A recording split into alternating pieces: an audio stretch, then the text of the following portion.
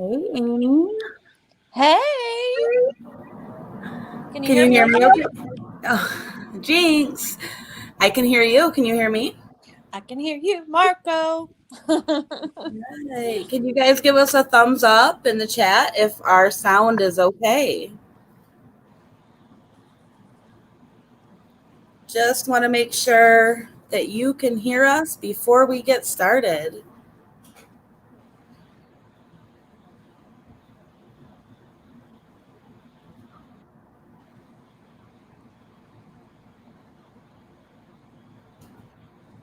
Can you guys hear us?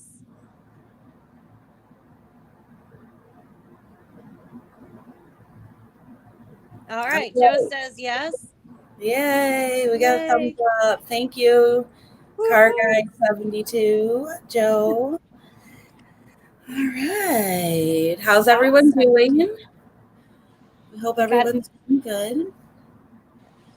we have a rowdy little crew down there tonight. They had their own thing going before we came on. So yay.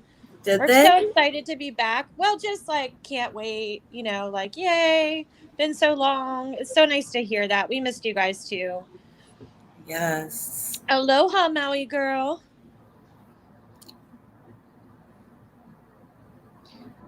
Hey, Maui girl. Hey, Soul for Music. We're going to Hey, wait just a minute. Blue. Kathy, Susie Robinson, Diane, Wise, Shauna Ray, Pam, Shelly, Sweet Crazy, Tracy Walker. Ugh, Dorothy, you're going to challenge me with your last name. I'm going to take a guess. Ubriaco. And you're new here. Yay, welcome. Yay. You're officially an F bomber tonight. OC Mama, Tracy L. We have Josie Marie tuning in from Facebook. She says, I hear you and love you guys. Aw. Thank you, So Josie. nice. Hi, Carrie. Christina's in the house. One of our bomb squad. Angie. Oh my gosh, I missed this. I had such anxiety about coming back, but I missed it. Finding hope, we missed you too. Hey Angie, glowing ember. So, we're going to make a promise right now. We're not going to go MIA anymore. Mm-mm. We are going No. to commit to being on here We have been doing regularly. some restructuring and all kinds of stuff, so Yep. we're still growing. We needed a timeout. So hopefully we're worth the wait. You're growing with us. You're watching us grow. We appreciate your patience with us. So I see Yeah. people are, how do you clean a dog pool at night and listen to YouTube? How? And then cinnamon, hot, hot, hot. Yay. OC Mama, you missed us. We missed you too. We've been around. We've had a lot going on in the background, actually, trying to just make some changes, cleaning up some stuff on old Facebook groups and trying to revamp some stuff with YouTube and get more organized. So, yeah, we took a little break and we're focusing on some behind the scenes stuff. Yeah. Plus, we were still releasing documents in the Valo case, and I'm sure we probably still have more coming, but as of right now, I got the rest of them posted the other night. Those documents take us a lot of time actually to go through since we have to watermark every single page. It's very time consuming for Amy. She does all of that hard work. So, yeah, but we're back and we're ready to get to it. Yeah. So what do you want to start with tonight? You want to does everybody know that Danielle was on Law and Crime today? Very exciting. She was asked to be a special guest.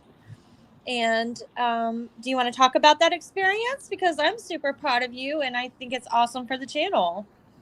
Sure, absolutely. I would like to thank Kathy Hassan, she is a legal analyst, I believe, for Law and Crime Network. She is actually the one who reached out to me, and I have a great working relationship with her, and I'm thankful for the opportunity to go on there today.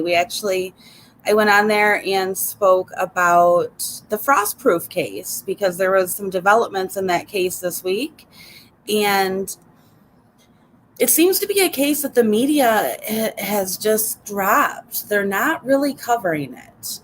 The last thing that we heard publicly was when Sheriff Grady Judd did his press conference and said that TJ Wiggins had been arrested and his brother, William, aka Robert Wiggins, along with TJ's girlfriend, Mary, had been arrested. They were arrested. Those two were arrested as accomplices, essentially.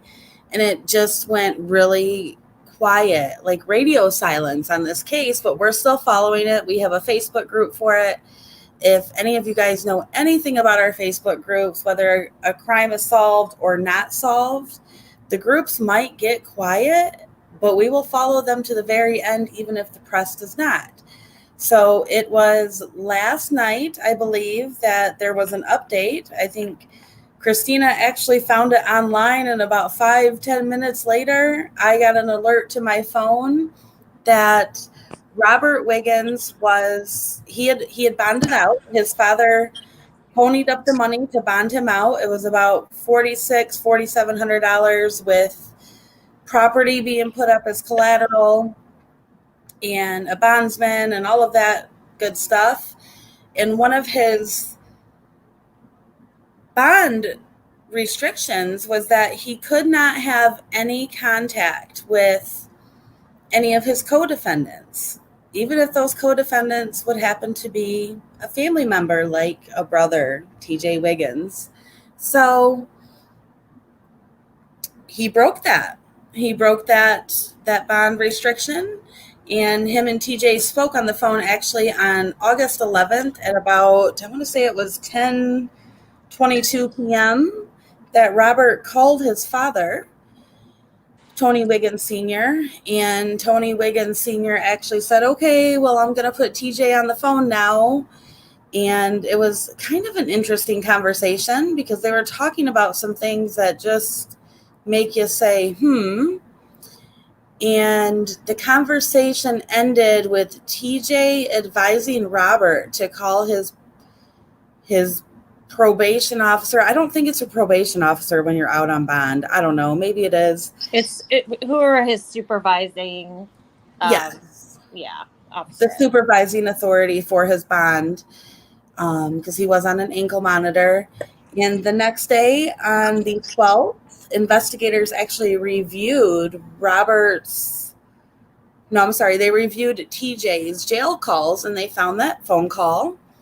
So they immediately revoked Robert's bond, and he is back in jail now for violating his bond restrictions. And it's actually pretty interesting because, like Jesse Weber said today on Law and Crime Network, you have to wonder why Robert would even want to talk to TJ, because Robert ratted TJ out. Right. You would think Robert would be scared, right? My goodness. Can you hear me now? I'm having trouble with my mic. Yeah, I can hear you. Yeah. It is interesting because you're right. He is, whether he told the truth or not, he is the only person that spoke up. Right. Once he was in custody. So is he helping TJ from the outside, or is there a threat on Robert's life from the outside? And you and I were talking earlier that sometimes gossip runs through the county jail faster than it does out in Frostproof. And maybe for some reason TJ thought Robert was safer behind bars. I don't know. Yeah, it's really interesting. I think what we are going to see in this case, I truly think there's going to be, as Nancy Grace would say, some bombshells. I do. I think we're going to learn some things that people don't know yet, that people don't suspect yet. And I think there's a lot more to this story than what the public knows, because, first of all, the person who confessed is Robert. We have one version of a story that happened, and a lot of it does not add up. Right. And there's more to it. There's more to it. There's a lot more than what's on the surface. And we can go back and just a blanket statement. I mean, we do support law enforcement, but this story, since the day it broke, has changed several different times as it's told to us. And so I expect it to change again. And I personally expect it to change dramatically. I think there's a lot more going on here than what we see. And then you have this undercurrent of all of the victims' families, as well as the murderers' families, intermingling in different ways. Right. So it's a lot to kind of pick apart and decipher what's what, especially when we haven't, other than what's released under the Sunshine Law, been privy to. We haven't had another press conference. We haven't had another court hearing. There hasn't been anything. Right. Yeah, it's interesting, and all we have are the arrest affidavits. That all the arrest affidavits are essentially the same for TJ, Robert, and Mary. They're all the same, and they are all based on Robert's confession that he gave that does not make sense in many areas. So we're watching for that discovery to come out. I expect it to come out pretty soon. From every other case that we've covered, such as the Casey Jones case, we had so much information in that case so quick. There was a whole report released because it was Florida and the Sunshine Law within, I would say, a month. Right. So I would expect for information to come out. If you guys are not in that Facebook group, I suggest you join it. Maybe I'm a little partial because we run it, but definitely join the group. Check out what's going on in there and watch it unfold, because it is going to unfold and we are going to follow it. I don't know that the media is going to follow it. I think Law and Crime Network definitely is going to try to keep up with it, which I'm very thankful for, and I'm sure the victims' families are thankful for as well. Absolutely. This is a case that deserves attention for so many reasons. I mean, anytime you have people murdered and it seems like it's senseless, and well, it's always senseless. Murder is always senseless. But so I shouldn't use those words. But on top of that, you have the person being charged with the murder walking around on bond while he does it, and he's been previously charged with 230 felonies. Mm-hmm. I mean, it makes you question a lot of things. What is going on? How is he even walking around free at that point? Clearly, you're a danger to society. And he wasn't just we all know this. So what I'm saying is redundant. But he was not a white-collar criminal. He wasn't a simple B&E. He wasn't a trespassing. He was a violent offender and a repeat offender. Yes. Yeah, he was actually out on bond for breaking a man's arm with a metal pipe, and his brother took part in that as well. Right. Robert, that's another interesting aspect. Christina and I were actually speaking about that earlier. It's interesting that Robert took part in that assault of the gentleman who had his arm bones snapped with a metal pipe. And had to have surgery. Right, had to have surgery. And Robert was never charged, only TJ. However, TJ was out on bond for this crime when he allegedly, and I have to say allegedly because he's not convicted yet. It's not that I don't believe that he's guilty or anything like that. I just have to choose my words carefully. He was out on bond for this. Right. When Kevin, Damien, and Brandon were killed. Right. It's unbelievable. Unbelievable. You have to ask how and why he was even walking free. This TJ is only 26 years old. He has spent the majority. I added it up. We have a great timeline in our group, actually, of all of TJ's crimes and all that stuff.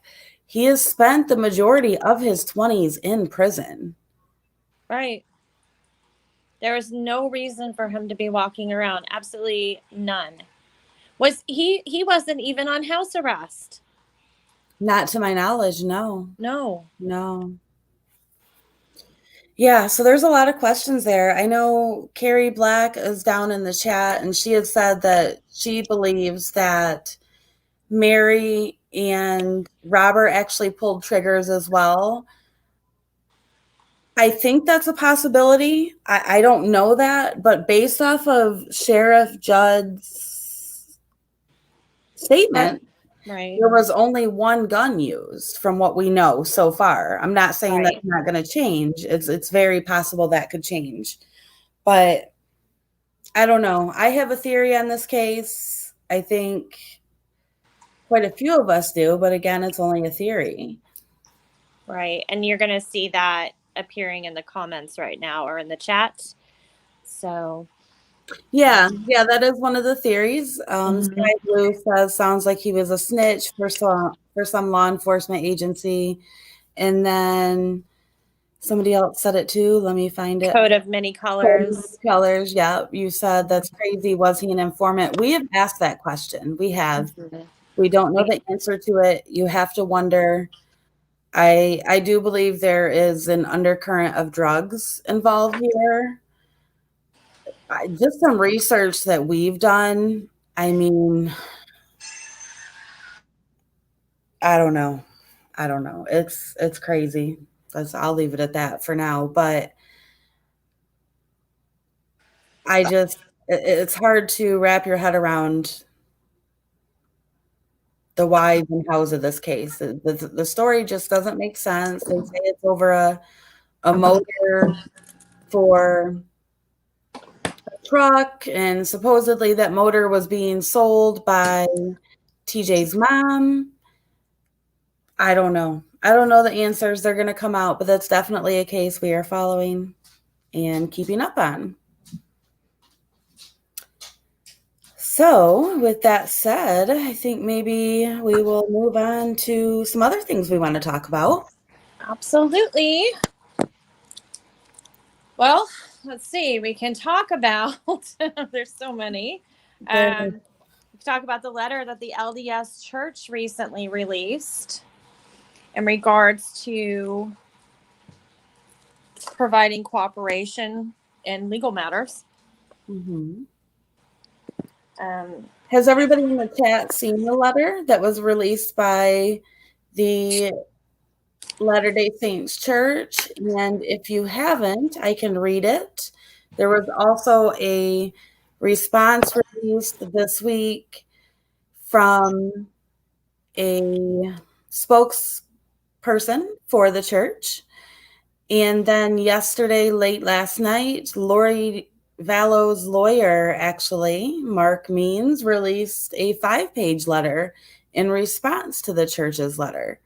So it's very interesting because last week, when this letter came out from the LDS Church, we actually said, wow, this is concerning. It looks like they're telling their leaders and their members to obstruct justice. And we had a lot of people who disagreed with us on that, that's their right, whatever. Everybody has their own thoughts. But it seems as of last night that even Mark Means agrees with that statement. Right. So it's a lot to wrap your head around, trying to figure out how a church is taking that approach. Right. And I was sharing, just so you all know, I was sharing with Danielle earlier today that I followed even before the Leah Remini Going Clear program. I read the Going Clear book. I used to go on Xenu.net and all those sites about exposing Scientology. I read documentation from people that had left. And it's interesting because the Church of Scientology has done the same thing. There was a murder not a murder. It was a homicide that occurred at one of the orgs, and they had sent out letters to people saying not to cooperate with police or not to, blah, blah, blah, under the guise of the church. And it was actually reversed in Florida courts. And it set a precedent for religious organizations hiding behind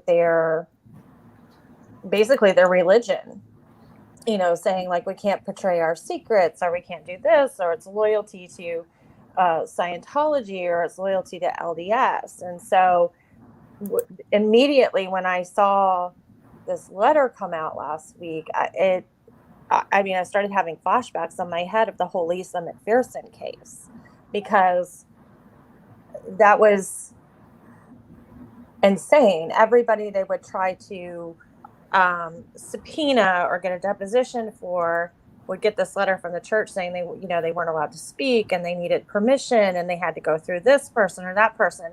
And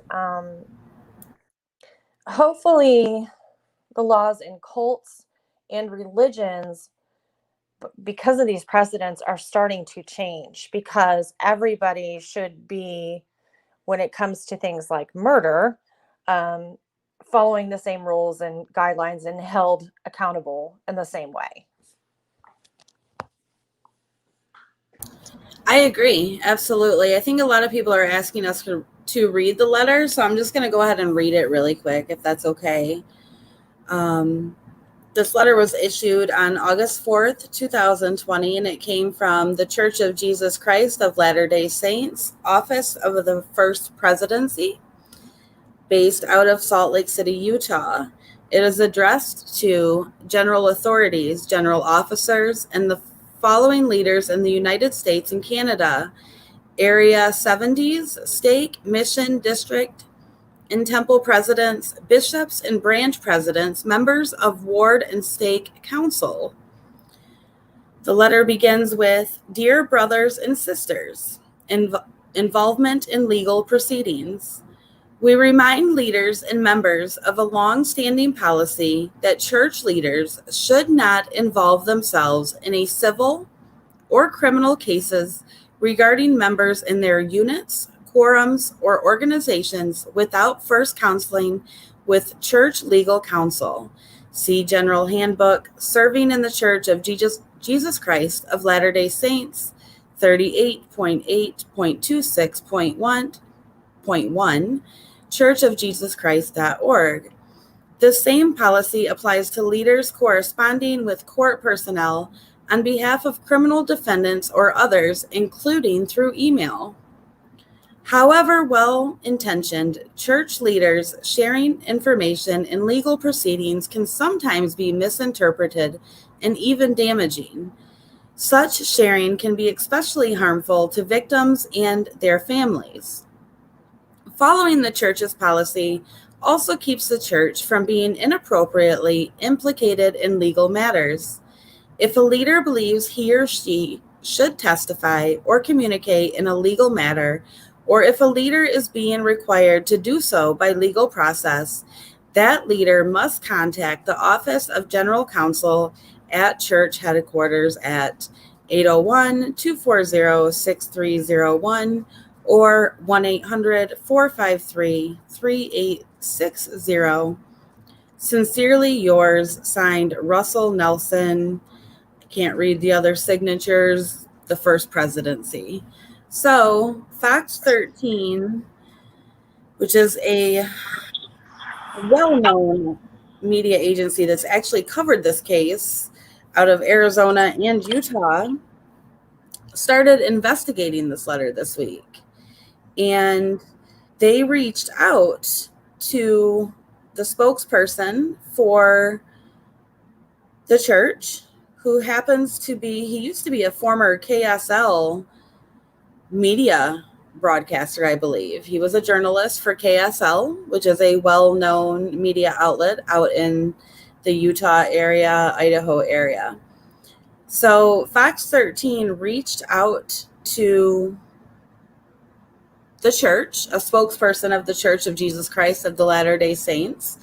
And the question that Fox 13 asked was, does the church discourage involvement after seeking permission, or is it just kind of a, hey, we're just giving you a heads up? And the response that was given was actually interesting, because the response that was given to that question was, if they did that, the church would encourage them not to get involved. That's the whole point, is that local leaders shouldn't get involved in any type of court case. And that was from Sam Penrod. He is the media relations manager for the Church of Jesus Christ of Latter-day Saints. And again, he was formerly a journalist for KSL. So that's not really a good response that you want to give. No. No. Especially considering that this letter was released right when Chad Daybell's preliminary hearing was going on. Right after it wrapped up.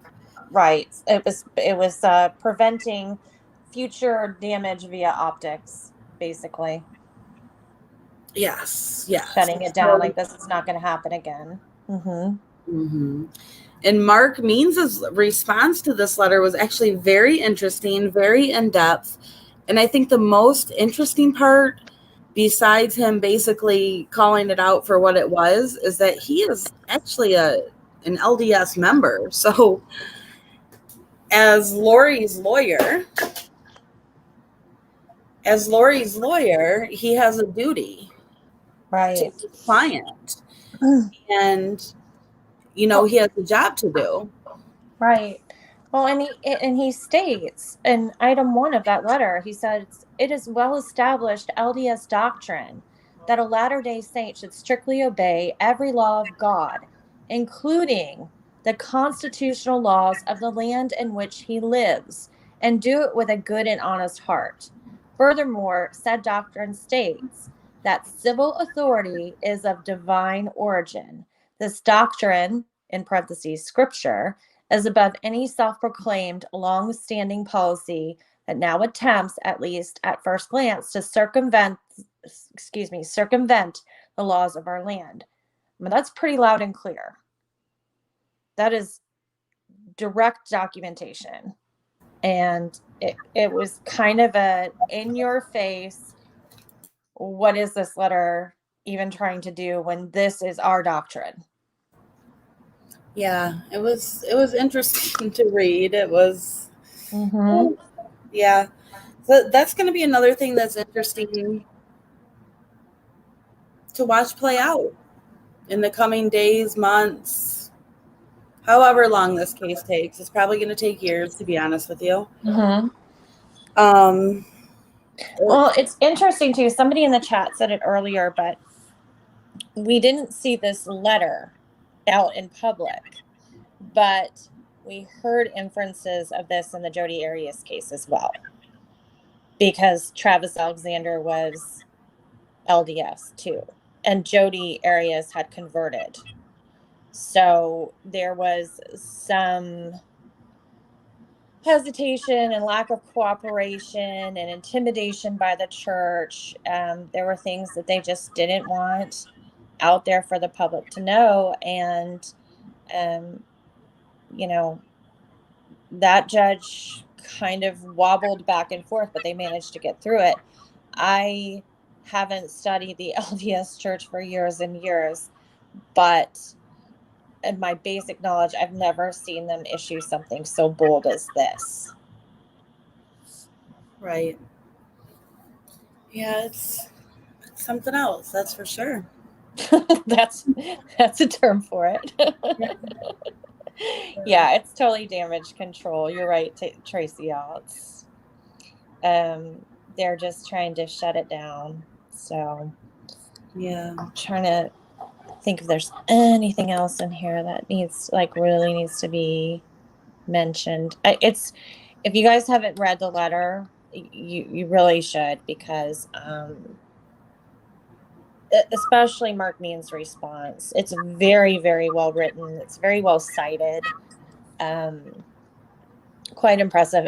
And the, Fox 13's response as well, because like Danielle had mentioned earlier, we were chatting about this and are discussing it in our Facebook group, and there was a lot of pushback on what this letter really was, and it was validating to, at the end, hear that other people shared our original opinions on what the purpose of the letter was, or what the intent was.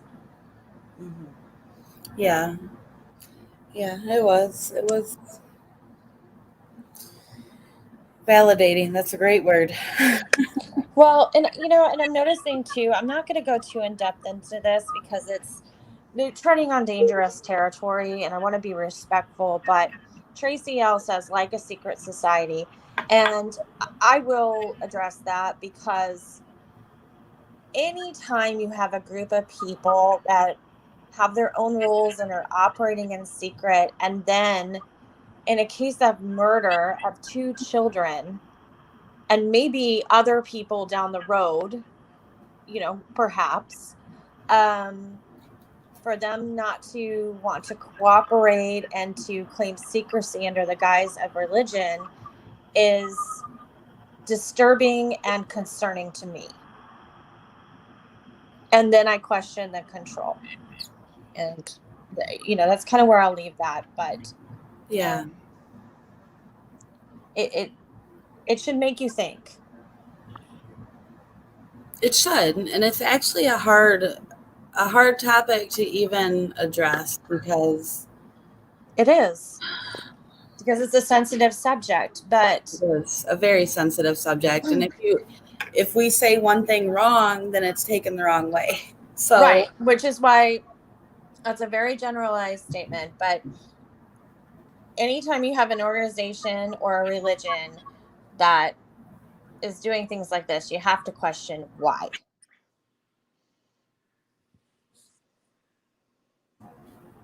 yeah, you absolutely have to question why, and it doesn't matter what the religion is. I mean, it's not. No. We're not even saying The LDS Church. Yeah, we're not singling out one religion. Any religion that does this, that's a problem. I mean, exactly.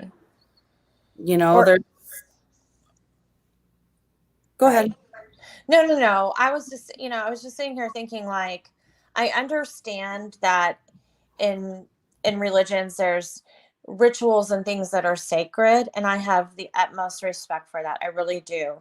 And it is not the same thing, but if you were talking about like a corporation or something like that, you would have like trade secrets and things of that nature.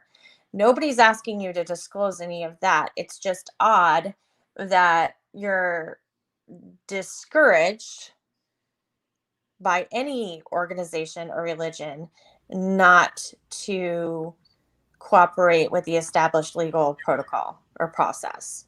Right. So that's it. So I think moving on from that for now, we will talk about Gannon. Oh, Today was a difficult day. I'm sure a lot of you watched his memorial. I got about halfway through it and I had to shut it off. I couldn't do it. So hopefully I'll get to watch the rest of it. What I did see, it was a beautiful memorial. It's very sad. It's still hard to even understand, especially covering Gannon's case from literally, like, I don't know, I want to say the first live this channel did about Gannon was like 2 days after he was missing when it really hit the news. yes. We covered it from the beginning, and it emotionally affected us. It deeply affected me. I know that. And today was a very, very emotional day when his memorial was broadcast, and it was very, I think I got about halfway through Al's speech and I had to shut it off because I couldn't. It was heartbreaking. It's unfathomable to even think that this little boy is not here anymore, even though it's been 5 months since his body was found. It's been almost 8 months. I'm sorry, almost 7 months since he went missing. It's still unbelievable. And it's still so hard to even understand. I don't know that there will ever be sense to make out of this. No, I don't either. I mean, I'm not really sure how any parent recovers after losing a child, and especially under these circumstances. And I think my biggest wish for today is that maybe coming together as a community, not just their local communities, but just everyone that prayed for Gannon, everybody that followed it along the way, that this is the first step. I think the next step is seeing Letitia being held accountable and being properly sentenced. I think it's a little disgusting that that's been drug out, to be honest. But I think we're good to go over there now. So hopefully Colorado tends to act swiftly and justly. So, like I said, I don't think they will ever, I wouldn't expect them to ever fully recover, but I'm hopeful because this was one of the first things that could help in that process. Yeah, I agree. I think it's just, I don't know. It's hard. It's hard to even wrap your head around. And earlier this week, what day was it? Was it Wednesday? That I don't know what you're referring to. So I'm like, maybe? I'm sorry, Letitia being returned to jail. Oh, yes. Yes. That was, I believe that might have been Monday. Oh, okay. Because the documents came up, later. But yeah, Letitia has completed her psych evaluation, and they are now asking for all of her, oh God, that was a Freudian slip, all of her past employment records, any hospitalizations, any juvenile records, which we've all heard about, but we haven't actually seen anything official, and any other concerns by employers too. So maybe we'll get to the bottom of some of this stuff that we've been trying to figure out on our own. Hopefully, because as many cases as I've looked into, you've looked into, anybody on our team has looked into, not even together, but separately. There's never been a person that I have not been able to find a background on besides Letitia Stauch. And we're still not even convinced that's her real name. Yeah. I'm not even kidding. I mean, we laugh about it, we giggle about it, but let's see, we couldn't find a birth certificate, correct? Correct. She has multiple birth dates on official documents.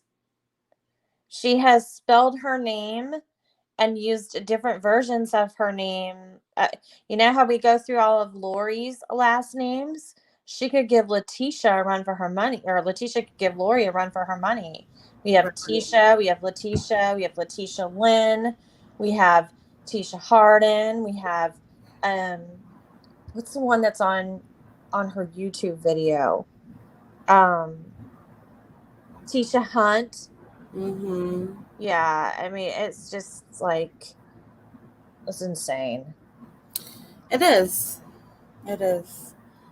Sweet crazy, you haven't seen Gannon service. If you go to our community page, I posted the link to his service that you can watch like independently or in Gannon's group or on our WTAF main Facebook page. There is watch parties both in the group and on the page of Gannon's memorial service. So Slam RN, are you asking when you said, does the bond money get kept? Are you are you speaking in reference to Robert Wiggins? Because if you are remanded back into custody, yes, your bond is gone. yeah, that money, the money that TJ's dad paid. Mm-hmm. Yeah, he's out about $5,000 now. Yeah, done. But I mean, TJ's dad, Tony Sr., is the one who handed the phone to TJ, so he must not have really cared about his $5,000. That's right. That's just like everything else that we talk about in that case. These people know. I mean, they've been not everybody, but pretty much anybody in that family has a little bit of taste of what it's like to go to Polk County Jail. They know how it works. I mean, TJ is like a permanent resident there. He probably was at that jail more than he was ever at his house, to be honest with you. So he should write Polk County Jail for Dummies. Yeah. That's what's very concerning about that phone call. Not concerning, I guess. Interesting is he knew he was being recorded. He knew he wasn't allowed to talk to his brother. Right. He knew that his phone calls would be reviewed at some point because they do that for inmates. Lori Vallow being an example. I mean, and Chad. And if you're too dumb to know it in the beginning, they say it in the recording. This call is being monitored. Car guy, that guy should have spent money on home repairs. He could have at least bought a damn septic tank, okay? Or rented a few porta potties so that he had something on his property so that they had a proper place to go to the bathroom. I don't want to talk about the bucket stuff again. Really don't. Really don't. But if you guys haven't seen that exchange in the Frostproof group, there's some screenshots of family members and Wiggins supporters going back and forth. It's not amusing, but it is a snapshot. I'll leave it at that. So yeah, definitely.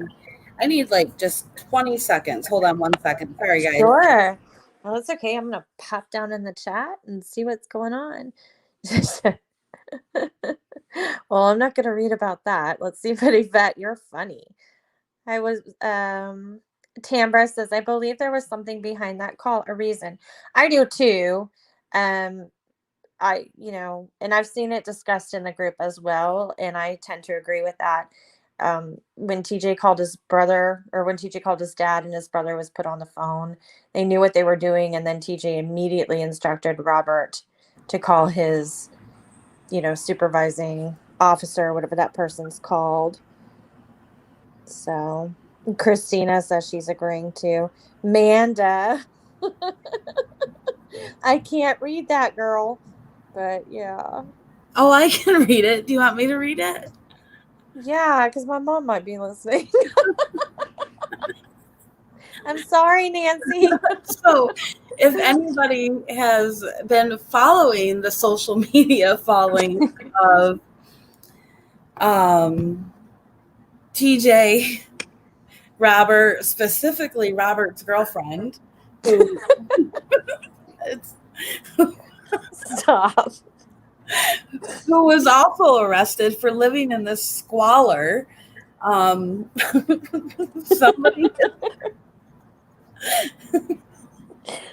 I'm going to mute my mic so I don't mess you up. It's just funny because she made a post the other day. Cheyenne. Yeah, Cheyenne made a post the other day. Well, actually, this is how bold they are, okay? Brandon's girlfriend made a post about the Wiggins boys and the case or whatever, and Cheyenne and Kim Keen is TJ and Robert's mother. So they both shared this post. And they got trolled really, really, really hard. I don't even think I can say it because I can't stop laughing. Anyways, one of the comments was about how I can't say it. The gist is, if you guys don't know this, the Wiggins and Mary Whitmore and Cheyenne and all of them lived out on this, what they call a compound, which is really like a bunch of rundown RVs, and there is no power. It's off the grid. There's no plumbing. There's no septic. So they part of the reason you saw the extraneous arrests were because they were living in squalor, and they were actually using like paint buckets or whatever to use the restroom. And so they started calling them like basically they're like, we don't care what you say, you poop in buckets, you're a bucket pooper, you know. It was just so horrible. I can't breathe right now. It was so horrible. It was so horrible. It's just, I don't know. And maybe because I live in Florida, like I can't even imagine. It's like 100 degrees here right now. I can't imagine living like that. It's just, but they have Facebook, you guys. They have Wi-Fi. They have Wi-Fi and phone service, but they don't have. Oh my God, they all have bucket butts. They don't have toilets or showers or running water or, oh my gosh, we got a little carried away in the group last night. I was sitting there thinking about stuff, and I was just getting visuals in my head. I'm like, these people can't even wash their bedding or their clothes or no. And when they hang them out to dry, they're hanging them over their makeshift sewage field. Like, oh, I don't know. But then they get on Facebook and they're completely condescending to other people. Right. Meanwhile, they have pictures of themselves rolling around in the mud that's filled with poop. God, I can't. Gross. I really. Oh, let me get my bucket. Yeah, I don't know. And then they have a girls bucket and a boys bucket. Oh gosh. Yes, there were. Shelly, that's probably the most egregious thing about it. There are kids living in that. Yeah. There are. I don't know that a child was there full time. Right. But I do believe Robert's child, his minor child, was visiting there at least and spending time there. There's definitely pictures of him inside of one of the campers. So, yeah. It's crazy. Some of these things that you come across when you're following these crimes, there's just a drop in the bucket for them. Oh my gosh. Amy had the pleasure of driving by this place, okay? Well,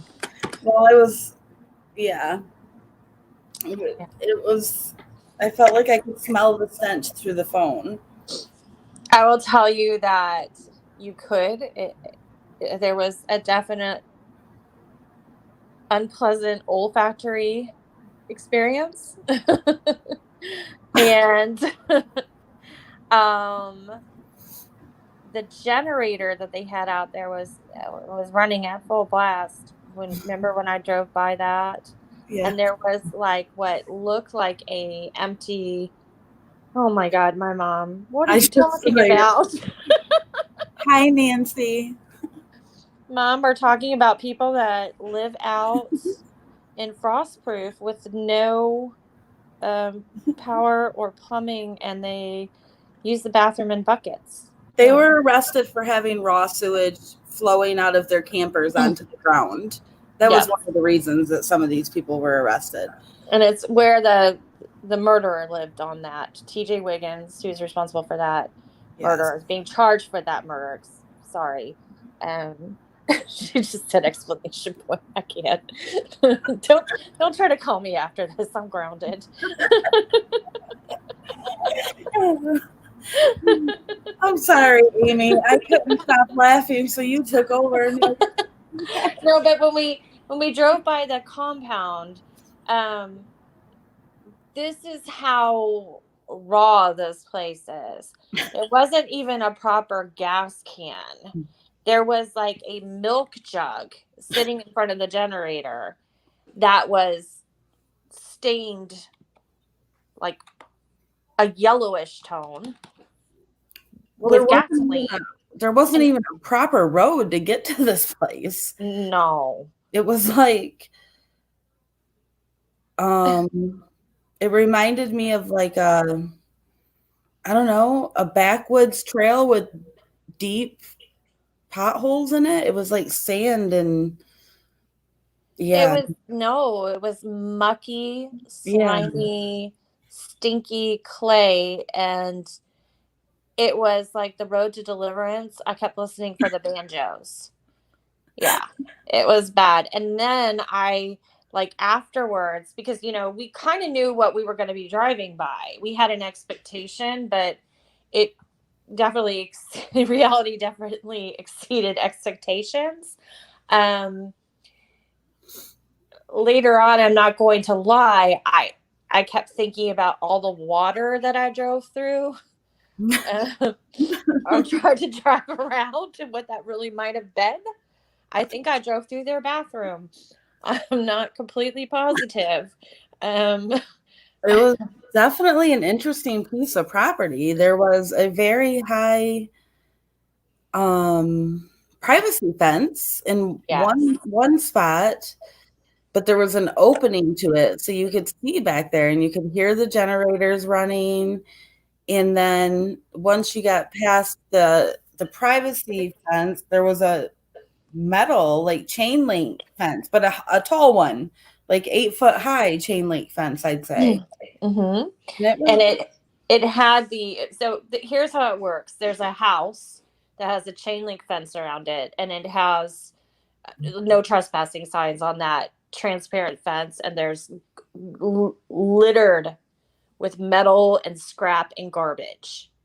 And there was 2 cars in the driveway, a truck and a sedan, right? Mm-hmm. And then as you progress, there's a wooden fence, and it's very, very high, but you can see the campers. You can kind of see the campers coming over it. And then there's a ranch gate. It's like a 3-row metal gate. Like you would, if you had that trail bumper on your car, I don't know, sometimes we call them bump gates. You could literally bump it with your truck and go through, but it had a lock on it. And again, the no trespassing signs. Mm-hmm. And then when you got to the chain link fence portion again, where it was transparent, what did we see? We saw the building of like an A-frame house or some sort of structure. Yes. We saw the generator. We saw a white container. I have no idea what was in that, like a shipping container type of thing, or maybe it wasn't a pod, but those storage things that people have. Mm-hmm. Wait, can I just interrupt you really quick? Sure. So they could afford a storage pod, but they couldn't afford a bathroom. Well, yeah. I don't understand people's thought process. Oh, well, I mean, you can't hide a motor in the bathroom. I don't know.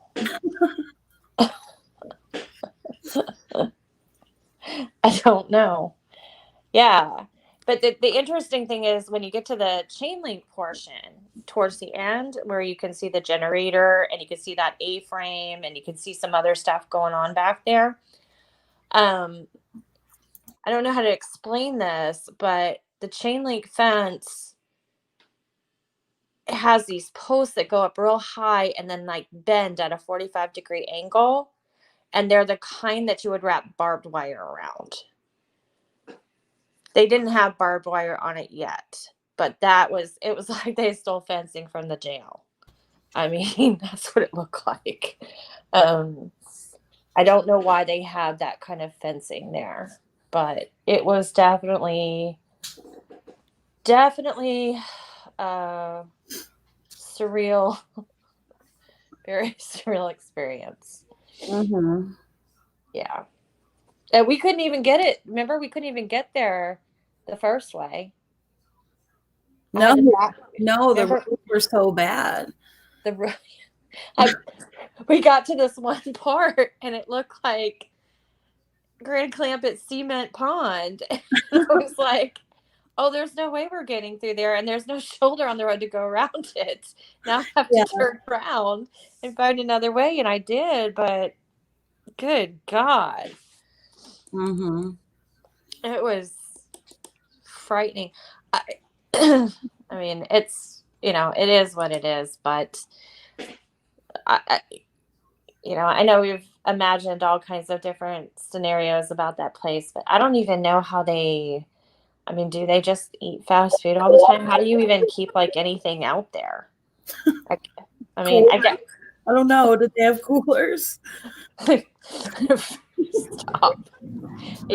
Coolers and ice. I don't know how people live like that. It's like, I don't know. It's below camping. Camping's supposed to be an enjoyable experience, right?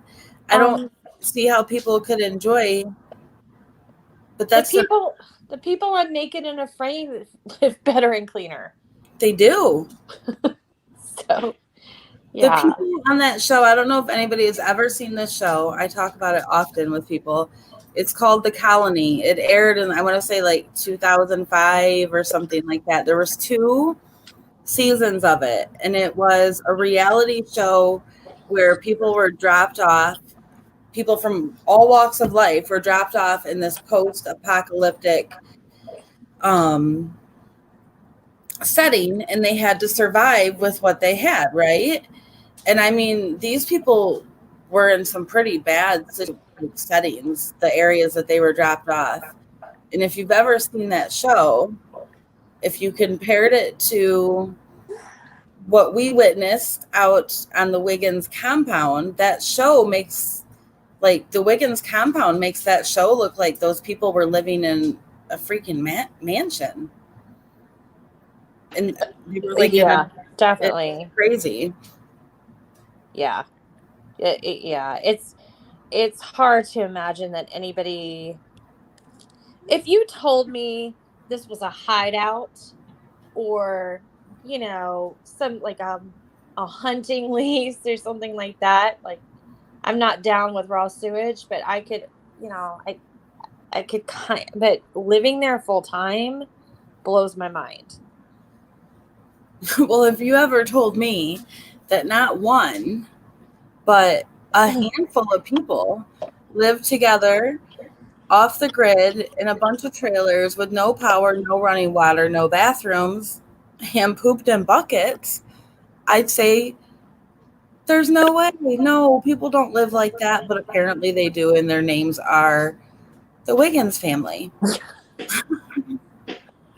And then if you have a couple of girlfriends and aunts and uncles on the side, and you got yourself a pretty interesting situation there. Right. How does that happen?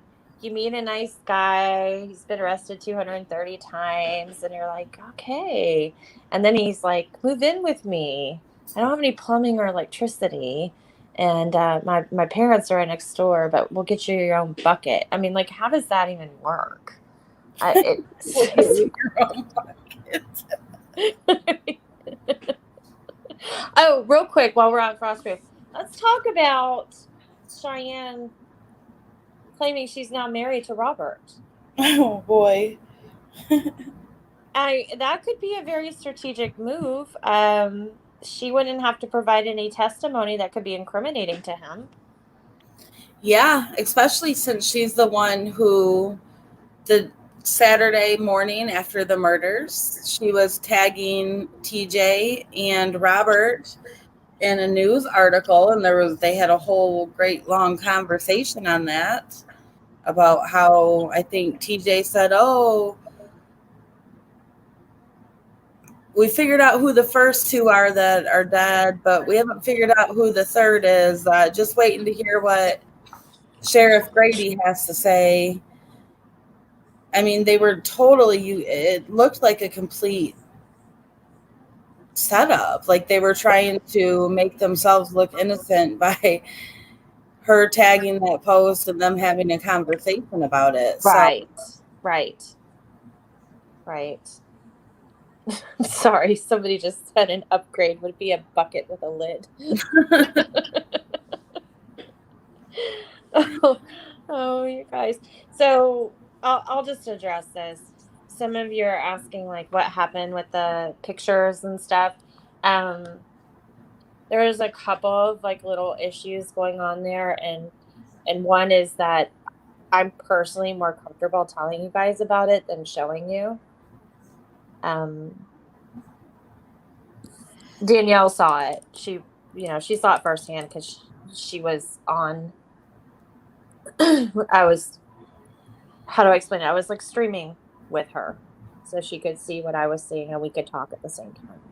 Mm-hmm. But we've kind of chosen to pull back on that a little bit. So I hope you all understand. If you have any questions about the property, all silliness aside, I will answer it for you, but we're not going to post it.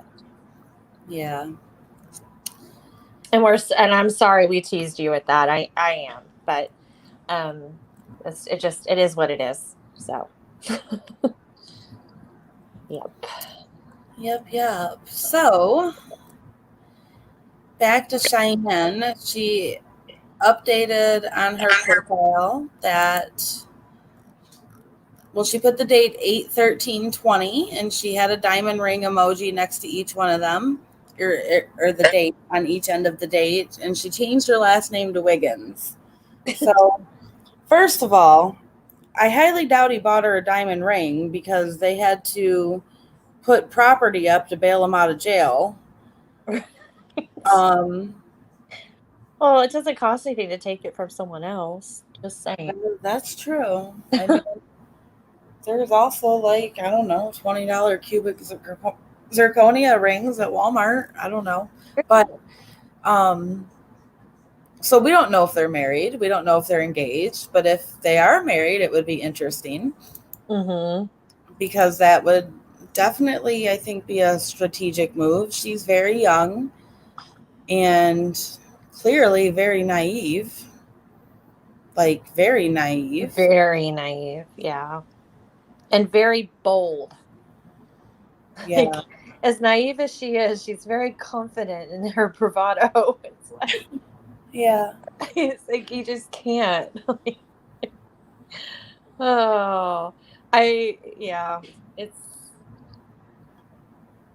It's kind of mind-boggling. I can't say it enough. If you're not just Frostproof, but if you're not in our Facebook groups, you really need to, because some of the content in there,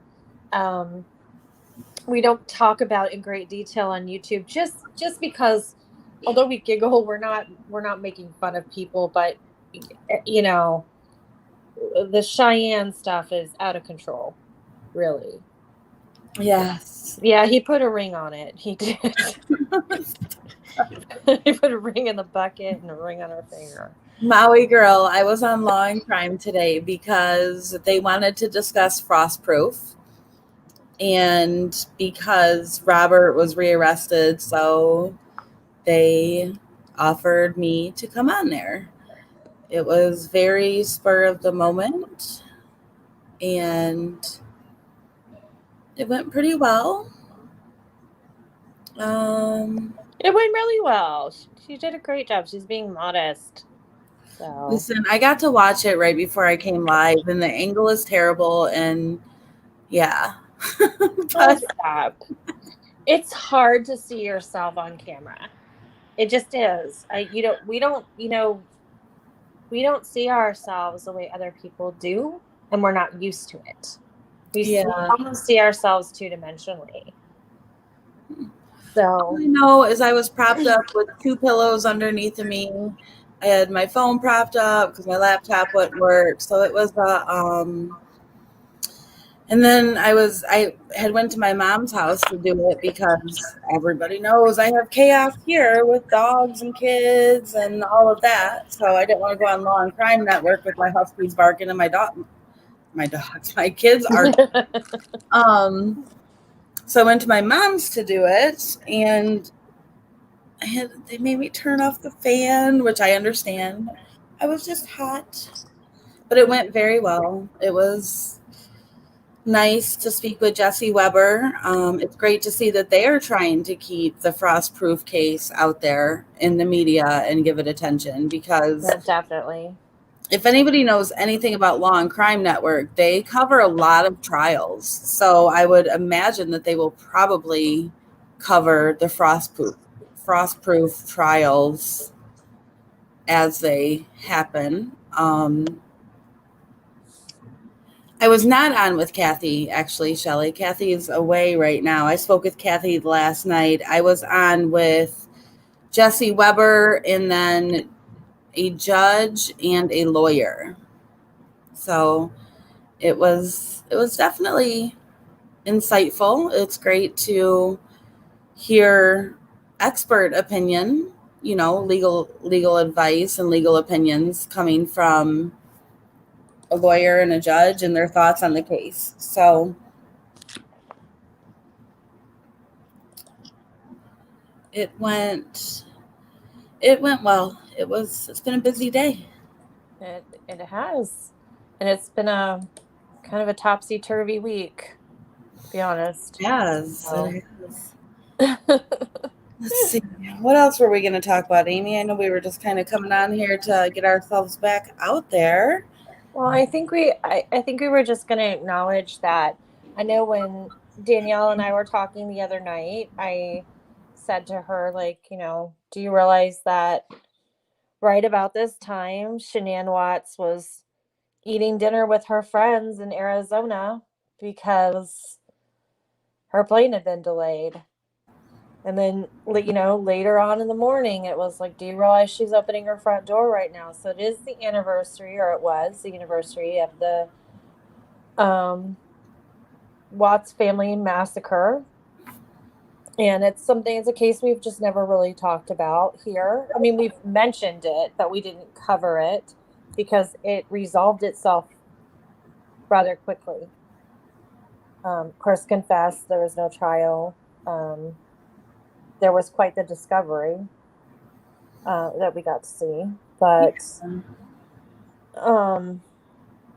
it's hard to believe that it's already been this long since that happened. Mm-hmm. And if you talk about a case where the story has changed multiple times, that's one of them. But that's coming from Chris Watts himself. That's not necessarily coming from law enforcement. We know he had his denial, of the crime, and then he had his confession, and then it was, that Shanann killed the girls, and then it was he killed the girls, and then later on, oh my gosh, why can't I remember what county he's in? Weld County? Well, yeah, Weld County, CBI, and FBI go back out to the prison where he's at and do another interview, and the story changes all over again. Mm-hmm. So that has kind of been a roller coaster, and I think that's just a case that kind of, for me, it haunts me. Anytime I talk to anybody about Watts, there's just different topics of conversation that come up in my head.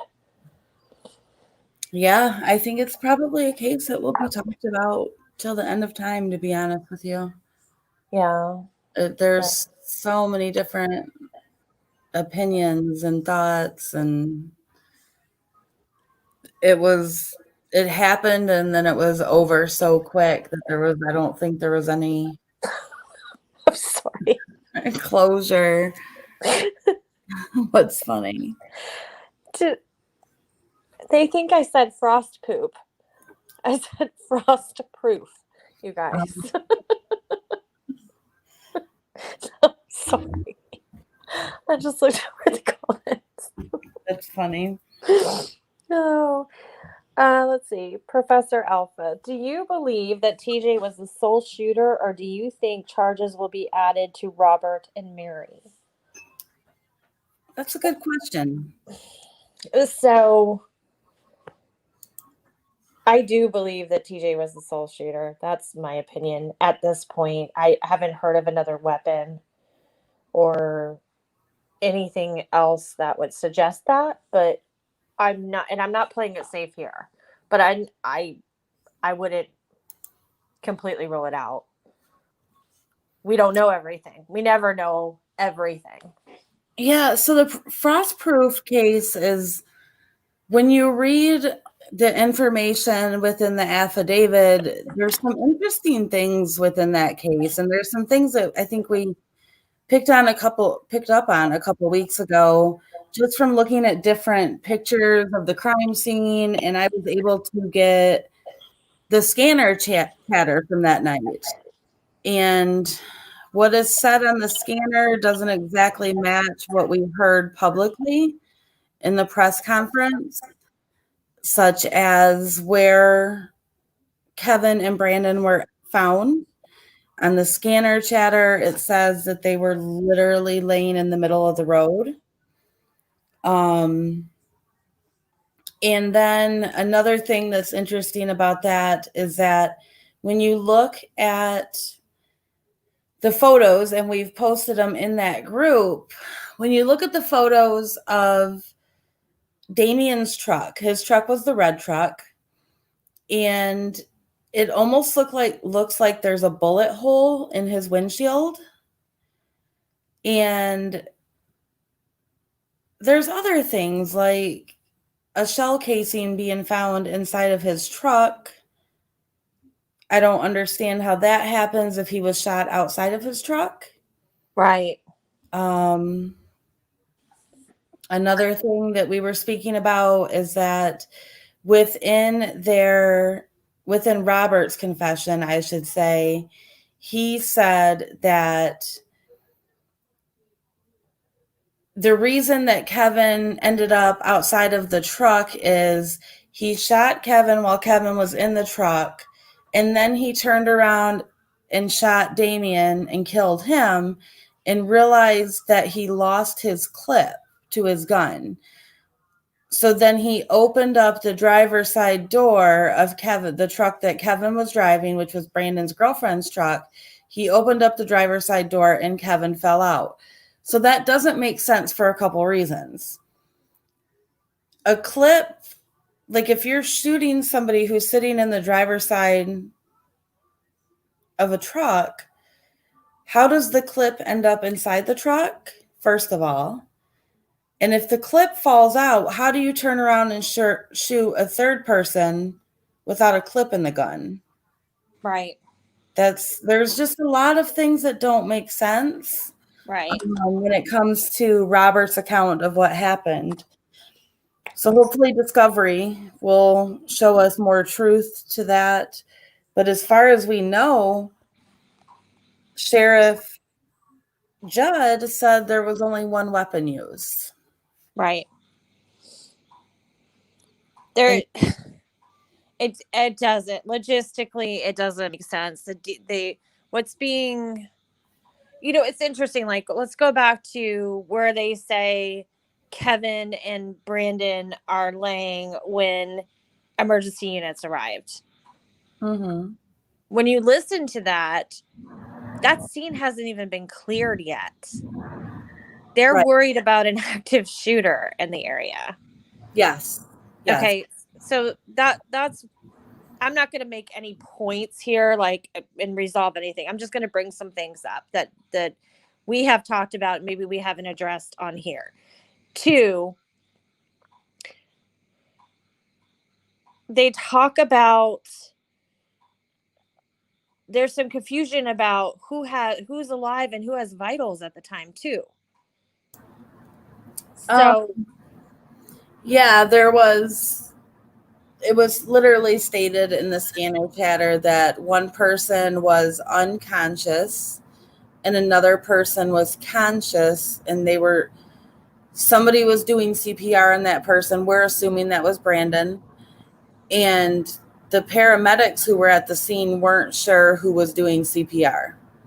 Right. Okay. So then here's the third thing. That doesn't have to do with the scanner tape, but your lakeside, you've got a pasture on one side with houses across the pasture, and you've got a lake on the other side. So you have the perfect opportunity for sound to carry.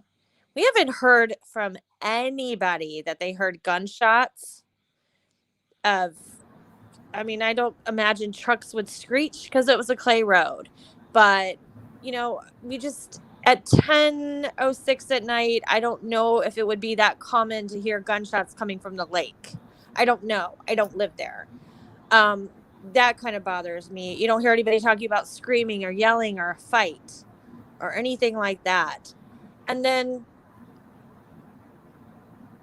they leave the scene unsecured for a couple of days, and then they go back and they secure the scene. It's bewildering to me. Right. It doesn't make sense. Not at all. No. I mean, what was it? 2 days later they closed it off? It was more 3 than days. that. No, it was like almost a week. Yeah, almost a week they went and closed it off. Yeah. Because we saw footage of people out there on that road. Like, that happened on Friday. This was like Tuesday. Right. There were people out there. So that all concerns me. It wasn't like they didn't know there was a shooting out there. Right. Yep. So I don't know if we have anything else to go over. I know we have some upcoming stuff coming up. I think that we're going to have Kathy Husson from Law and Crime Network come on and speak with us regarding the Vallow case. And we are also probably, I didn't even tell you this yet, Amy, so Trisha from Web Sleuth is going to come on one night and fun, do a collaboration with us. Sorry, this just is all occurring while we're live. So we have some upcoming stuff planned, and we look forward to going over some intricate details of things. We really, really like to go over the Vallow documents more because there's so much information, and it's hard to take it all in. Maybe what we need to do is designate a day of the week and have it be like a very Vallow Tuesday or something, Good idea. And just have that one day so that, we can sit there and we can do it in nice increments of time that work for people. That might be something that, I don't know how you guys feel about that, but that might be an idea. Yeah. So that would be a good idea. We're already doing True Crime Tuesday on our Facebook groups and our Facebook page, where you can win a Amazon gift card. Yes. Just for participating. Tracy L., no more MIA, girls. We miss you when you leave us that long. We will not go MIA anymore, I promise. We won't. True Helper said, the story is nonsense, as any weapon only has one round after losing its clip. Yeah. that's where the problem lies, within Robert saying that Kevin dropped the clip inside the truck where Kevin was shot in the driver's seat, but turned around and shot Damien. He shot Damien 3 times in the chest. So Right. you can't shoot somebody 3 times without a clip. Well, and Kevin was shot by TJ almost point blank. So how far was his arm in the car? Even if Kevin's trying to get away from him, that just, it really doesn't make sense. Yes. Here's a good question, Amy. Professor Sure. Alpha, have you ever been able to have anyone look over the toxicology results for Joe Ryan? We have sent him off to somebody, and I think we are going to keep that as a little secret about who that might be. But when we get feedback on that, we are very excited to share that with you. So if that's a little tease right there, but it's somebody very, very reputable, and we are just so honored. And I will say that we will give many thanks again when we can talk about it, but that introduction was made on behalf of Trisha from Web Sleuth, so we are forever grateful for her friendship. Absolutely.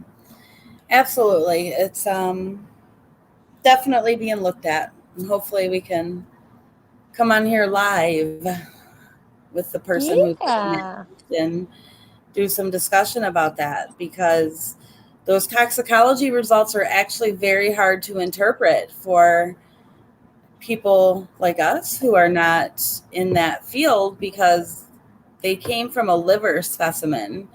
So the amounts of Benadryl that we discussed about Joe Ryan's toxicology results were actually relayed in a way that they relayed the results as, I think it was 4,400 nanograms per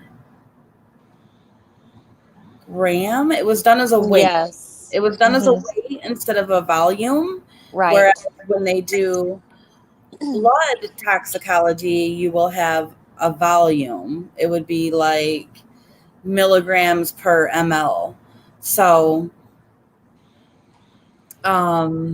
yes, Tracy, you're right. The liver can hold a lot of secrets. Yes. Yes.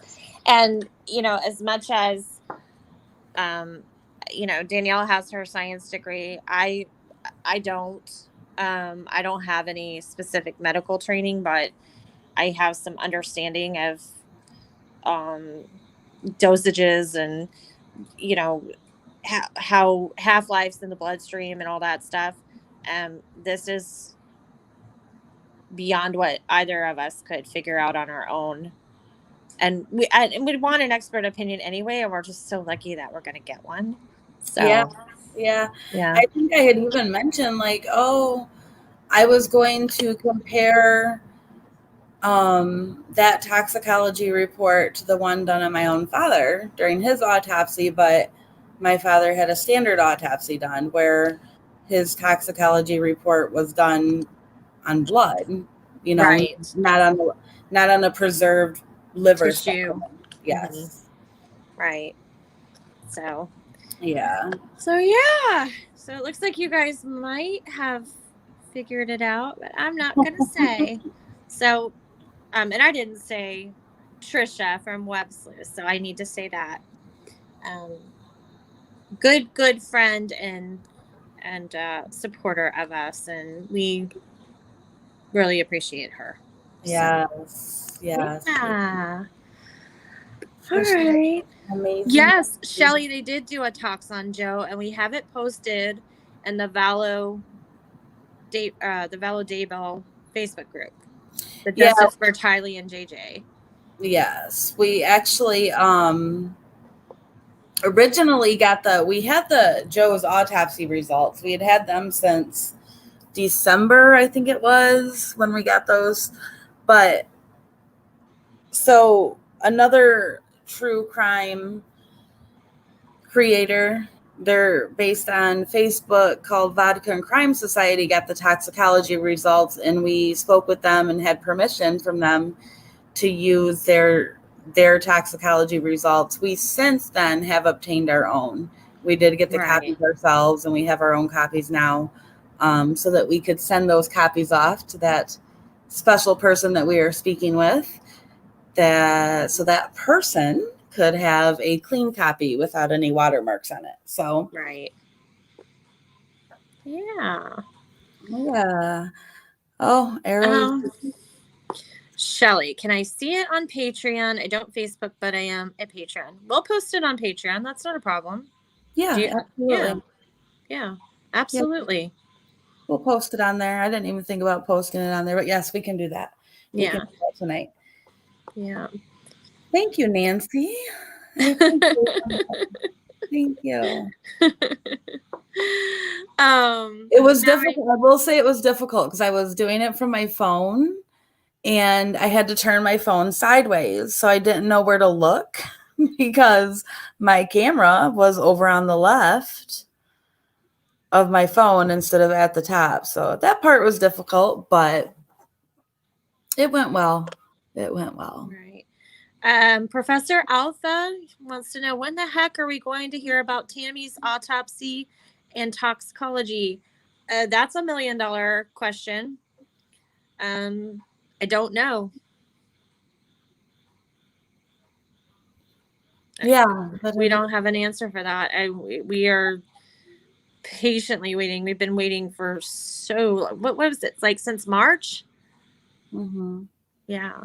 Well, actually, since December, they exhumed her body in December. Right, but they had said in March that it had been completed, right?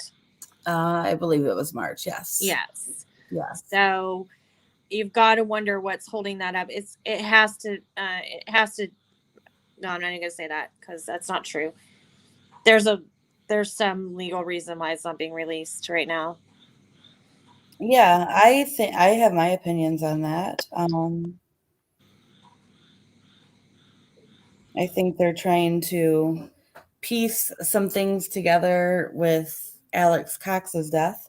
Mm-hmm. And that's just an opinion. I know law enforcement has said that Alex died of bilateral pulmonary embolisms, but from a medical standpoint and a science background and personally knowing people who had pulmonary embolisms, I don't buy it. I think it may be a investigative tactic. Mm-hmm. Say that, his was natural causes. Well, it's also a way to sort of bait the defense of both Lori and Chad. Right. Because they don't have a discovery that's full and complete. So, especially, it's a tactic. Right. Absolutely. What else? Oh, Suzanne Morphew. Are any of you guys following the Suzanne Morphew case? Well, I hope so. We have a group. Oh, I was asking the chat. Okay. We're following it. Yeah, we're following it. So there was a very interesting interview done. I shouldn't say interview. It was done on a YouTube channel. And that YouTube channel is called Profiling Evil. That was a couple days ago. That was very interesting to listen to. Very interesting in regards to Suzanne. And I believe Crime Online came out with an article today or yesterday on her. I believe it was yesterday. Yeah, I can pull it up really quick if you guys can bear with me for a moment just as I grab it. Sure.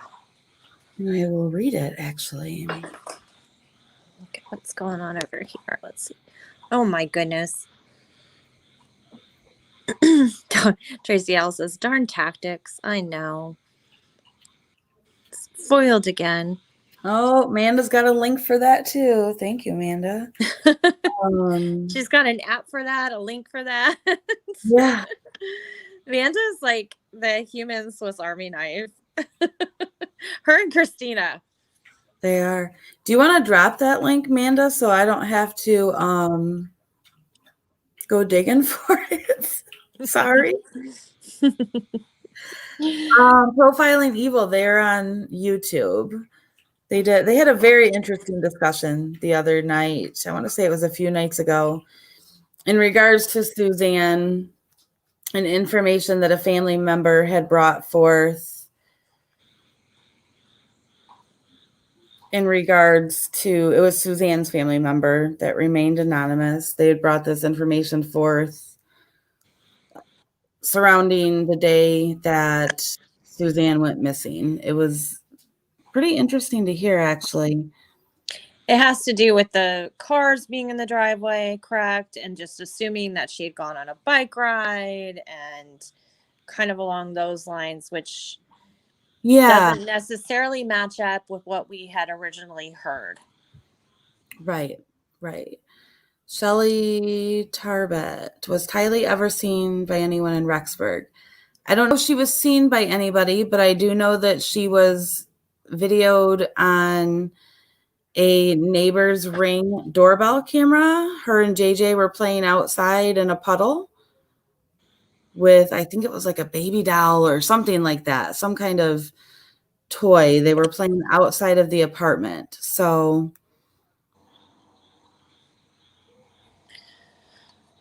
yeah, I'm looking for that article really quick on Suzanne. Give me just one moment to pull it up. Yeah, that's true. Slam RN. Barry refused a lie detector twice and a voice stress analysis. Yes.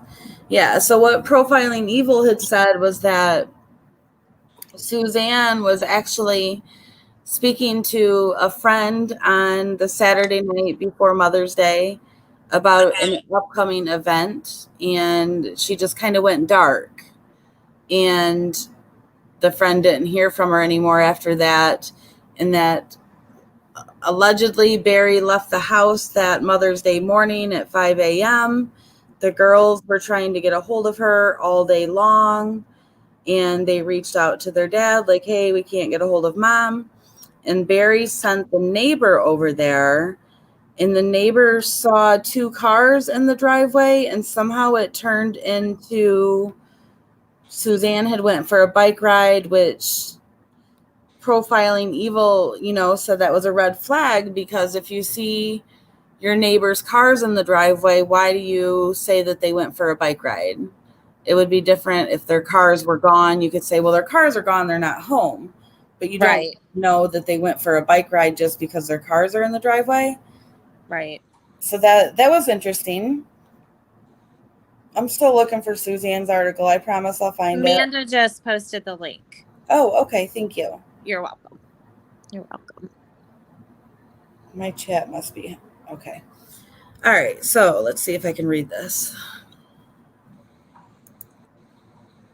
Yeah, that's right, Margaret Maddox. She also was having a text conversation on Saturday night that ended very abruptly. Yes. So that's another kind of, we should put off alarms in your head. Yeah. Yep. So this article was written on August 11th, a few days ago. It was written by Ellen Killoran with Crime Online, which is AKA Nancy Grace, basically. Right? Yeah. Yes. It says, husband of missing Suzanne Morphew refused polygraph test. Truck data doesn't line up with alibi, family members say. Relatives of missing Colorado mother Suzanne Morphew are concerned that Suzanne's husband, Barry Morphew, might know more than he is telling investigators, according to a new report. A relative of Suzanne spoke to Fox 21 News about the ongoing investigation into Suzanne's disappearance 3 months ago. The Indiana native, who had moved to, is that Chaffee County? Am I saying that correctly? Colorado with her family in recent years, was reported missing on Mother's Day when she did not return home from an apparent bike ride that morning. A bike ride that authorities have never confirmed, though non-police sources said early in the investigation that Suzanne's bike had been found. The family member who spoke on the condition of anonymity told the news station that Barry Morphew had twice refused a polygraph test and claimed that data from his pickup truck did not match what he had told investigators. Barry Morphew had his own landscaping business and is a volunteer firefighter within the county. Authorities in the county have not commented publicly on Barry Morphew's whereabouts on the weekend Suzanne went missing. Earlier in the investigation, there were conflicting reports about where Suzanne's husband was on Mother's Day weekend when the couple's 2 daughters were reportedly out of town. Initially, some sources reportedly said that Barry was at a firefighter training workshop. He said he believed Barry had been working at a landscaping job in Denver when his wife went missing. Oh, I'm sorry. It just reloaded on me. Hold on one moment. I hate that. I don't know why it just did that. It's so frustrating. That's okay. It totally messed me up. Sorry, guys. You're fine. Take your time. Okay, so the county fire chief told Crime Online this spring that he was unaware of any firefighter trainings sponsored by his department that weekend. He said he believed Barry had been working at a landscaping job in Denver when his wife went missing. According to the Fox 21 news report, that's also what Barry told family about his whereabouts the weekend Suzanne disappeared. The Fox 21 news report does not elaborate on how the data from Barry's truck purportedly conflicts with what he told police. Crime Online has requested further specifics about a critical analysis test that Barry declined, according to the relative's account. In May, Crime Online spoke to relatives of Suzanne's who requested to be anonymous. That relative said that Suzanne's extended family was in the dark about the missing persons investigation. They also said that while Suzanne and Barry seemed like a happy couple, sometimes we don't know people as well as we think we do. The relative also said that Barry Morphew could be somewhat controlling and indicated that Suzanne, who had been treated for cancer, may not have been as enthusiastic about the move to Colorado as her husband was. He's been in charge of what happens for a long time, the family member said. According to Fox 21 News, the county sheriff's department declined to comment on the family member's new claims about Barry Morphew's cooperation. Crime Online will provide further updates when more information is available. So, yeah, I don't know. Yeah. We've kind of been quiet about this case. I think we covered it one time on YouTube. We have a group on it. We're following it. It's just there's not a lot of information. Right. We've talked about it once or twice.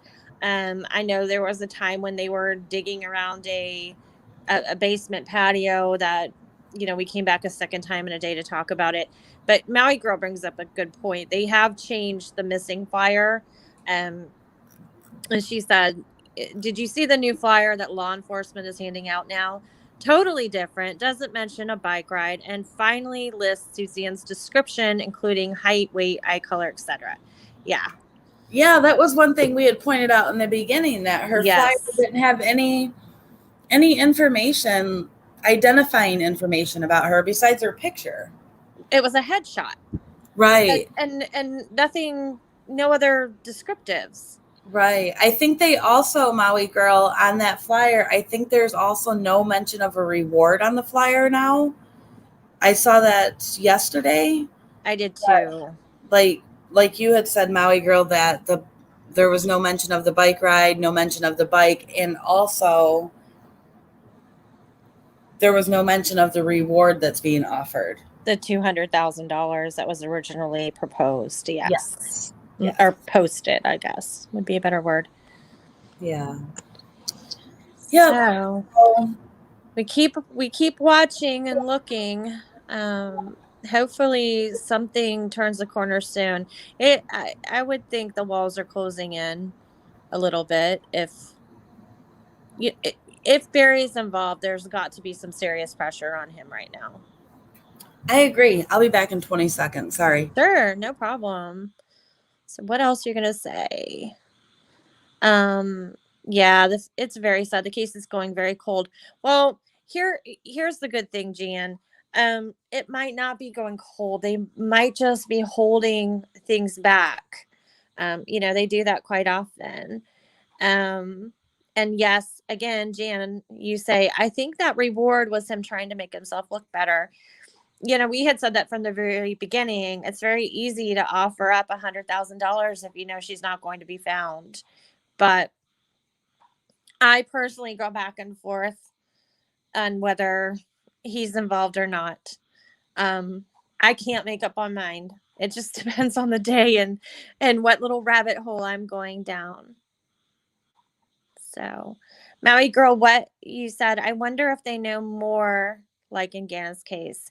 Yeah, that's my thought process, that they are holding back a lot of information, and it's, again, strategic. And I know you guys don't like strategic. You don't like tactical. I say that facetiously, but that is most likely the case, I believe. Yeah, I think there's a lot of strategy there, a lot of investigative tactics, and I think as much as we don't like it, that's how it has to be done, unfortunately. Right. Gannon's case was a case that I can't even explain what I felt, but I felt it in my soul that there was, with zero doubt, that Letitia was involved in Gannon's disappearance. I felt it from the minute I, read about the case and then seeing her video. We both did, and we took a lot of flack for it. Yeah, we did. A lot. I don't regret how we covered that case one bit. I don't either. I don't regret it. If I had to do it over again, I would cover it the same exact way. I'm a big believer on instincts. I'm a big believer on statistics, and all of that came into play in Gannon's case. In Suzanne's case, I don't know what to think. I truly don't. I know what statistics say. I just don't get, I don't know. I don't think we know enough. This is my personal opinion. I don't believe that we know enough about Suzanne. Right. I haven't heard a lot about her other than, like, she was, super nice and everybody loved her, and she went to the gym and they were like high school sweethearts. Other than that, I don't really know enough about her to kind of make, like, if this is even a term, like an informative speculation on what could have happened. Mm-hmm. I don't know. I know that we have talked about some other things, like other family members. I mean, her daughters were camping that weekend. They're their own alibis. Yeah, I think I personally don't think anything nefarious when it comes to the daughters. I think if anything, maybe they were sent away camping on purpose, or that was approved on purpose. I don't know. Oh my gosh, Amy Severio, thank you so much. Yes, thank you. That was very, very kind. Yes, thank you. I don't know. I'm not saying there's anything nefarious about it. It's just something that needs to be pointed out. I mean, if you're pointing out things about everybody else, you can't, and I'm not saying you, Danielle, I'm just saying for everyone, you can't pick and choose what you point out. Right. Yeah. So yeah. Suzanne's been missing now 3 months, and that's just not a good sign. Mm-mm. It's not. And, we could bring statistics into this. We really could. And statistically speaking, we all know who the number one suspect would be. Sure. I don't know. I personally don't have a good enough feel on Suzanne as a person because we know very little about her. I mean, we know basics, right? Right. We know some things that her family has said, all of that. And again, Barry has spoken very little. There were the Tyson Draper interviews, I believe, and then the public plea that he did. But still, that's not enough for me to make a decision or for me to be convinced in my head. This case is so different from, I think it's fair to say when we cover cases, we literally cover them on a case by case basis. How we cover a case is going to vary. Gannon's case, there was like undeniable. I couldn't even control my urges on speculating on that case because it was so in my face and so right there. Well, and Letitia was so in your face. Yes, yeah, and the deceit and just all of the contradiction, and then you put statistics into play there with Gannon, and there was just no denying who was responsible for Gannon's disappearance and what happened to Gannon. And then you get to another case like the Morphew case, and we know what statistics say, but we don't have enough. I personally don't have enough debate to be comfortable saying, I think this person is responsible, or I think this person is responsible, or anything like that. Right. Well, there's little to no forensics being released to the public. There's a neighbor, there's what Barry says, there's little things dripping out very slowly. Did they find her bike? Did they just find her helmet? Did they, this, that, and the other thing? It's not, for me, it's just not enough to even I don't even have a feeling about it. Right. I just kind of look at it blankly and feel like, other than what you said, statistics, I'm not comfortable having an opinion. Yeah, I agree. I see a lot of opinions down in the chat, and I totally respect those. I understand. I understand why you guys think the way that you do, and you have the speculation that you do. I totally get it. I do. I think for us, we can't go there yet. I pray that she's found. I mean, I don't know. I pray for things like maybe she just wanted to leave. Do I think that's the case? Absolutely not. But I think that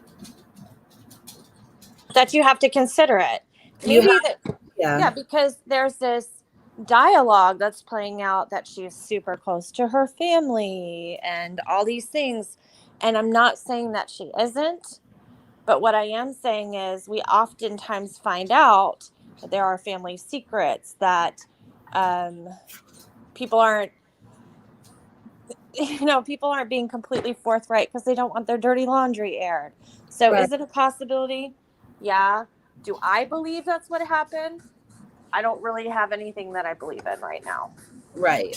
So.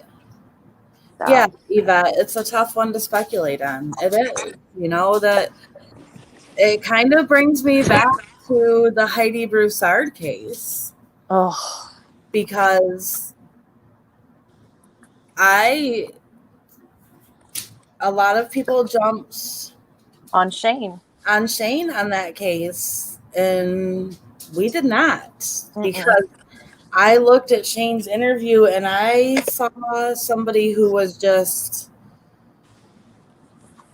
not comfortable with media, for one. I saw a disorganized interview. I saw a phone down in his hand, a camera person in his face. It wasn't a very well constructed interview at all. And in the meantime, his fiance and his newborn baby were missing. So he had all this pressure on him and then chaos around him for this interview. The whole thing. Right. Well, that was I'll say it. It was, in my opinion, irresponsible, high pressure media tactics.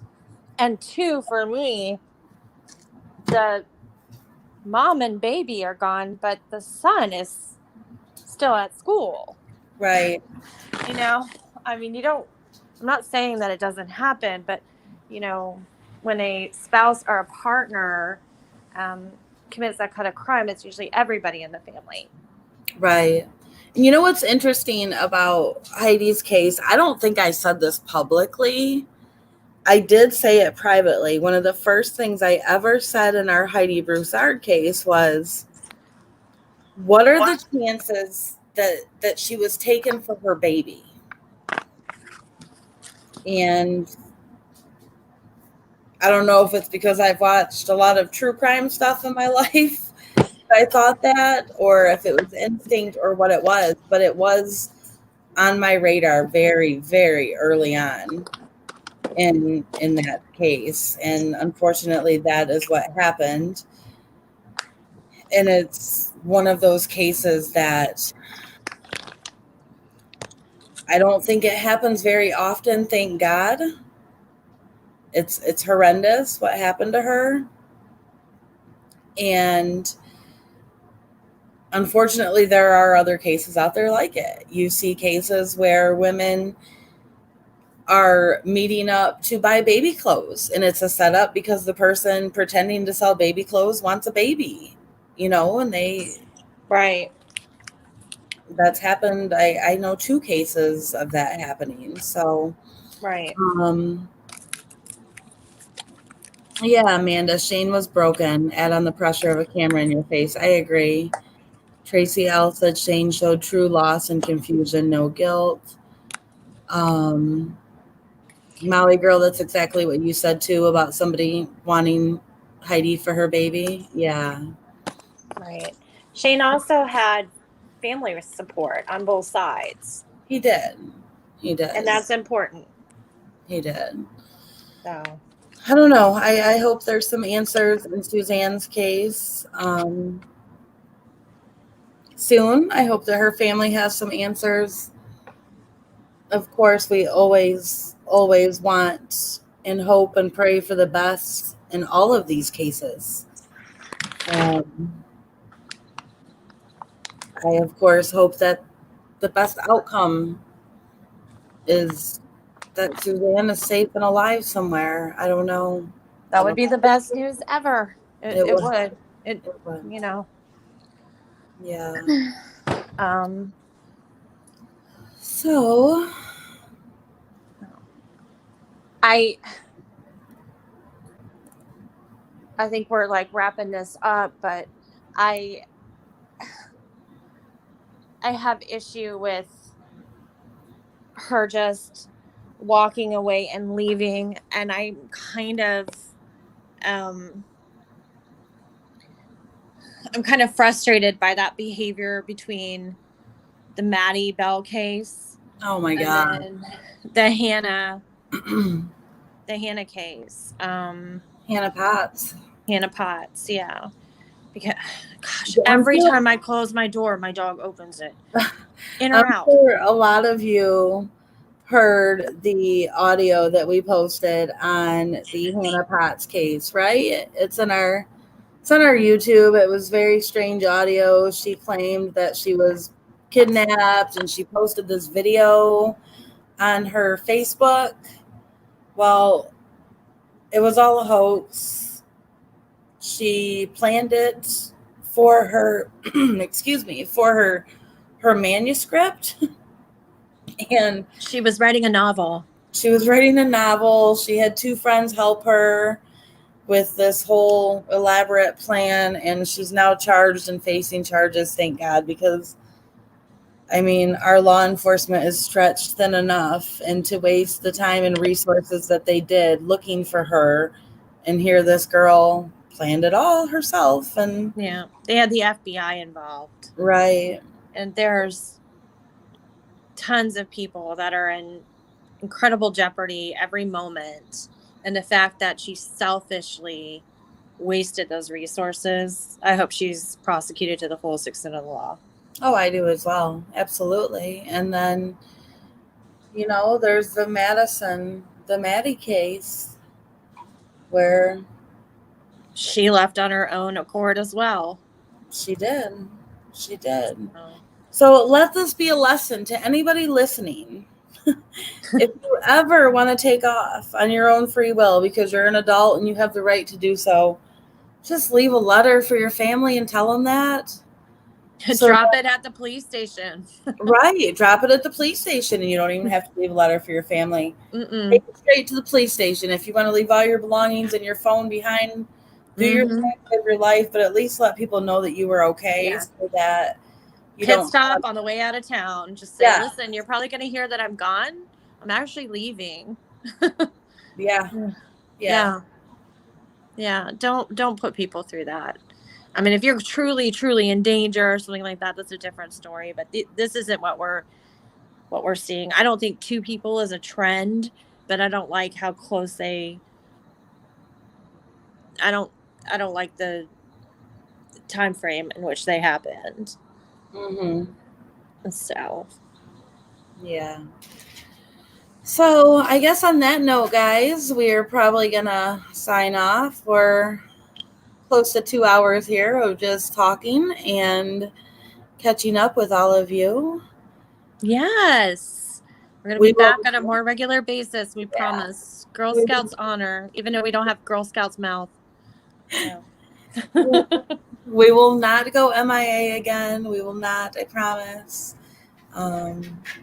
We will be back with a lot more info, hopefully. And a live based on one case by case basis, usually is how we do it. So on that note, I think I'm going to say goodnight. I need to pull this comment down off the screen before I do that. Again, Tracy, thank you so much for your super chat. That's so kind of you. Our Patreon. That was Amy. Oh, I'm sorry. Yes, Amy Severio. I looked at Tracy's name. I'm sorry. That's okay. No, it's all Thank you, Amy, for your super chat. Let me just say this about our Patreon. Our Patreon is still open for this month for the Valo docs. And I believe you can access them for the lowest tier amount. If anybody wants to look at those. We're still in the works of trying to decide how we're going to release these and keep them in the format that we have them with our watermarks on them. So we're working on that so that we don't have to have that Patreon. Other than that, I think I'm going to call it a night and say good night, everybody. Good night, Amy. Good night. Good night, everybody. Yes. And thank you to our mods down there. You guys are awesome. Everybody have a good night.